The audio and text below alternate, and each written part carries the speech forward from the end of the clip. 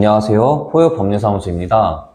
여러분들이 만약 산업재해로 일을 할 수 없는 형편인데 생계유지를 위해 매달 지급되던 장애연금이 갑자기 중단된다고 생각해 보신다면 아마 굉장히 막막하실 겁니다. 문제는 근로복지공단에서 때때로 재진단이나 특별진찰을 요구하고 이에 따르지 않았다는 이유로 장애연금 지급 중지 및 기지급된 산재보험금의 환수를 주장한 경우가 있다는 것입니다. 먼저 어떤 경우에 보험급여 일시 지급 중지가 가능한지 산업재해보상보험법을 통해 살펴보도록 하겠습니다. 산재보험법 제120조 제1항에서 보험급여 지급을 일시 중지할 수 있는 5가지가 규정되어 있는데요.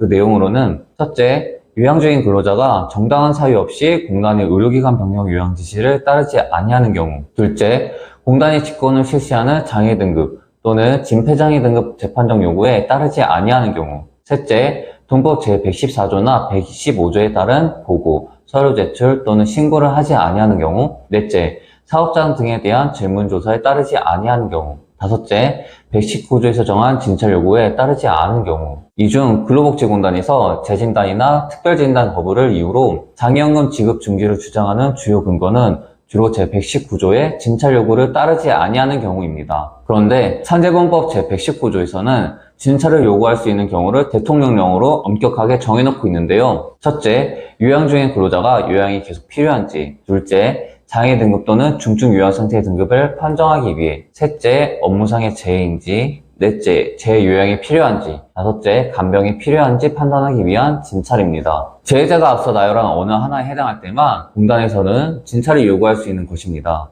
그런데 공단은 진찰을 요구할 수 있는 범위를 넓게 해석해서 장애 등급 변경이 필요하다 여겨지는 경우 또한 진찰 요구 대상에 포함시키고, 피해자 측에서 진찰 요구에 응하지 아니하면 산재보험법 제120조에 근거하여 장애연금 지급을 일시적으로 중지시키기도 하는데요. 결론부터 말씀드리면 공단이 법에 나열된 것 이외에 다른 사유를 들어 재진찰 혹은 특별진찰을 요구하는 것은 부적법합니다. 서울행정법원에서 2020년에 선고한 장애연금 지급 중지 처분 취소 소송 판결을 통해 자세히 살펴보면 이 사건의 원고분은 2010년 발생한 업무상 재해로 장애 등급 제7급 판정을 받고 2013년 장애 등급 재판정 절차를 거쳐 이전과 동일한 7급 처분을 받았습니다. 그런데 2019년 공단으로부터 갑작스러운 통지를 받게 되셨는데요. 공단은 2013년에 장애 등급 재판정 당시 원고분이 고의로 장애 상태를 악화시켰고, 그 결과 실제 장애 상태는 장애 등급 인정 기준에 미달한다고 주장하며 특별 진찰을 받을 것을 요구하였습니다. 원고분이 특별 진찰을 받지 아니하자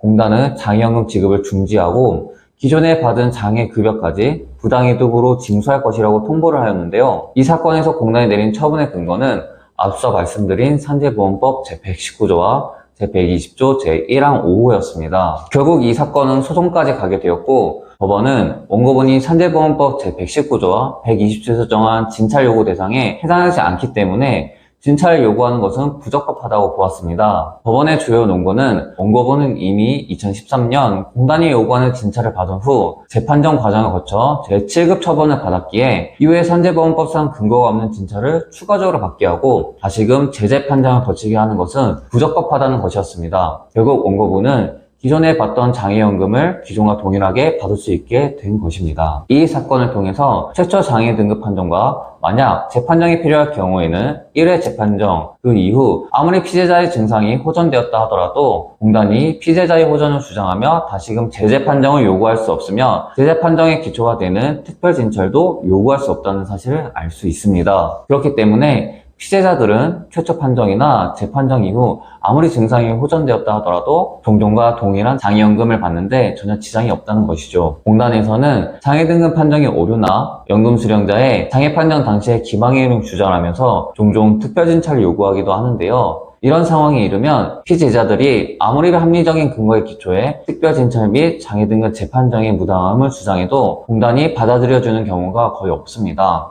그 결과 부득이 소송 절차로 이어질 수밖에 없는 것이죠.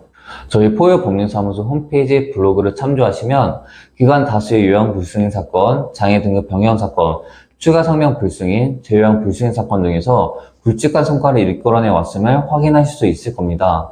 장애연금 지급 중지 처분으로 고민하고 계신 분들은 언제든지 편하게 연락 주시기 바랍니다. 감사합니다.